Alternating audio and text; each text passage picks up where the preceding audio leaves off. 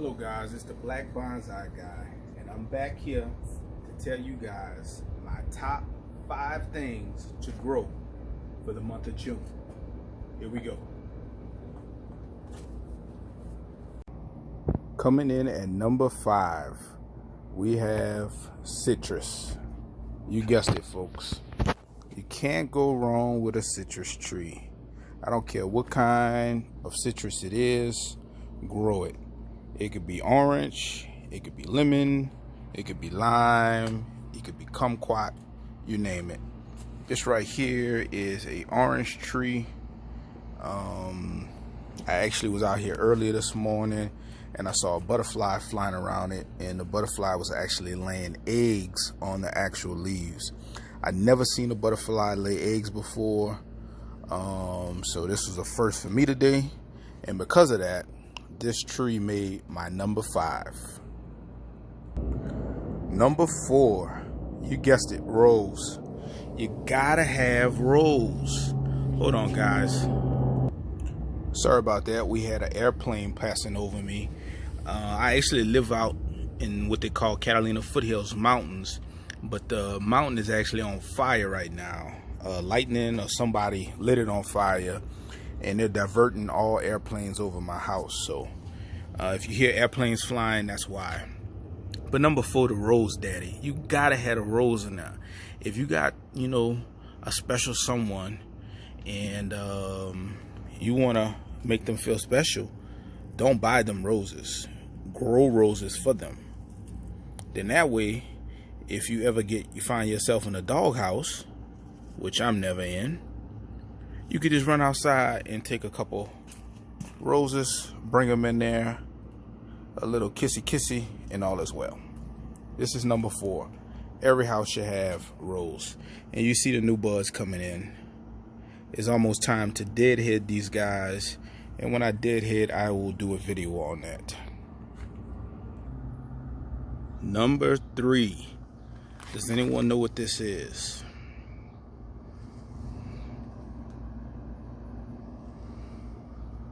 Well, this right here is strawberry. If you reach in there, you'll see there's one right there. I've eaten most of these off of this guy. Number 3, strawberry. Every household should be growing strawberries. I'll give you a simple recipe that you can use using strawberries in a second. But first, I just want to talk about this up here. This is actually mango at the top. So I have mango in a pot, and on the bottom I have strawberry. Now I have strawberry on the bottom because at the time when I had this mango tree, I didn't have any leaves that were on the ground. So instead of having dead leaves, I used the strawberry leaves to block off the sun, and they act as volunteers because they tell me how the condition of the soil is. They tell me if the mango tree needs water, because I just look at the leaf. If these get droopy, that tells me that the mango tree needs water. Strawberries, they send off, let me see if I can get it here. They send off shoots, and you see, these strawberries will run all across your yard right there. And all you gotta do is just pick them up, find the roots on the bottom of them, pop them in soil, and the next year they'll produce strawberries for you. Number 3, strawberries. Number 2. Does anyone know what those are? Figs. You guessed it. I just told you guys on my other videos, I am a wannabe fig connoisseur. You gotta have your figs going right. Easy to propagate. This one does not have any on it yet. Look at those figs. These guys are gonna get almost the size of my fist when they're done. Number 2 is the fig. And have as many different varieties of the fig that you possibly can get. Figs have been around for hundreds and thousands of years. Figs actually were Very important in terms of trade between different cultures. They come from the Mediterranean area, but you see them all throughout other different parts of the world. And the figs get eaten by what they call the silkworm, and the silkworm produces silk. So those who have fancy clothes that are made out of silk, all that silk comes from the silkworm. And at one point, silk was used as a form of currency. So you can kind of tell, if you go look in the Mediterranean, you'll see who the first people were in that area. And you follow out from the Mediterranean and see other cultures that are using figs, and you can guesstimate that there was some trade between those cultures. A very ancient plant. In some cultures, it's considered luxurious or a luxury to have a whole bunch of figs. And in my backyard, I'm trying to have as many varieties as possible. These are all white figs. All white figs. So now to number one. Number one. If you know me, you already know what my number one is gonna be. Come on, stop playing. You already know what it's gonna be. Look at these. This is the number one fruit tree that every backyard should have. I said previously, for every person that's in the house, they need to have their own one of these. And recently I recanted that statement, and I said they don't need to have one. They need to have one of every kind of variety of this tree.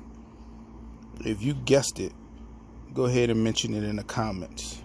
If you don't know, I'll give it to you in a second. First, I want to talk about these leaves. Look how beautiful that is. Look at my hand compared to this leaf. This leaf will be bigger than my head eventually, and I got a big head. And this leaf is edible. This leaf is good for, let me pause for a second, the planes are coming back.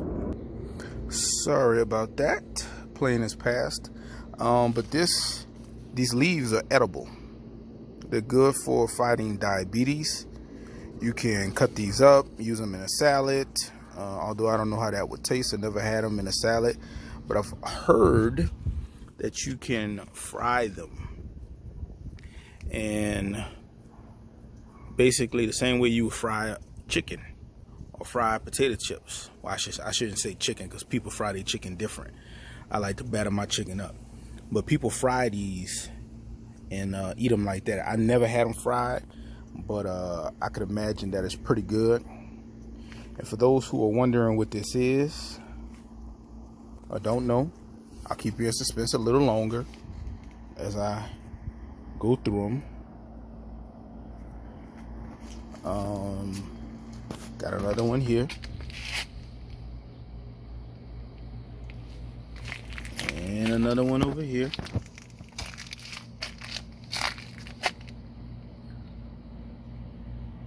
These are fast growers. Every backyard should have multiple varieties. So I'll give you the name now. You've held on this long. This, my friends, is what we know as the Pakistani mulberry.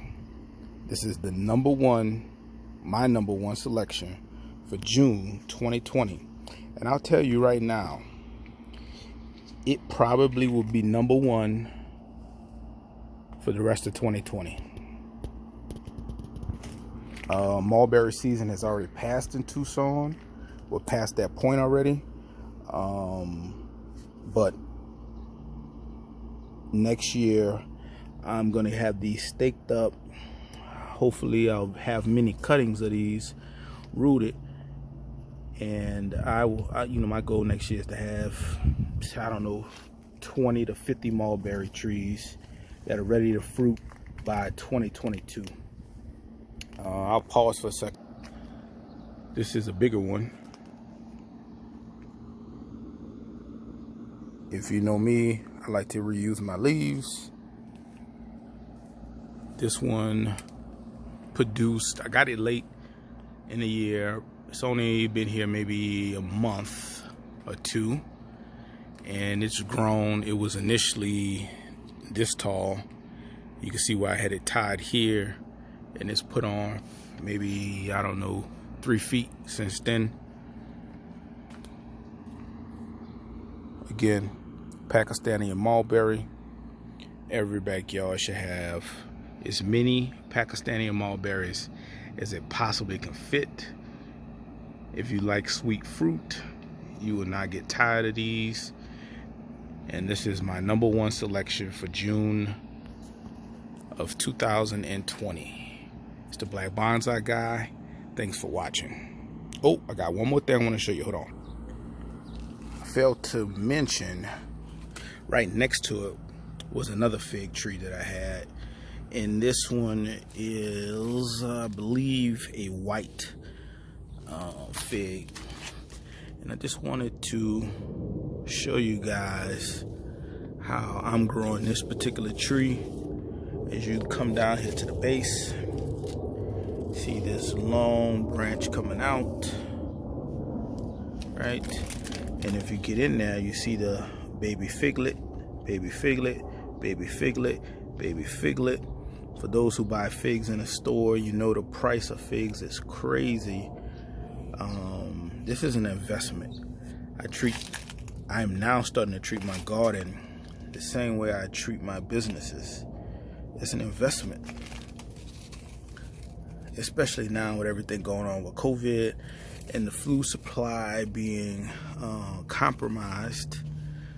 You definitely want to make sure you have edible fruit that you can eat.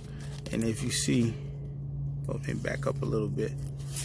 Everywhere you see, where's my finger? See that?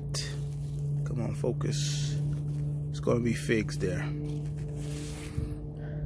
I got it on a pole, training it to grow up.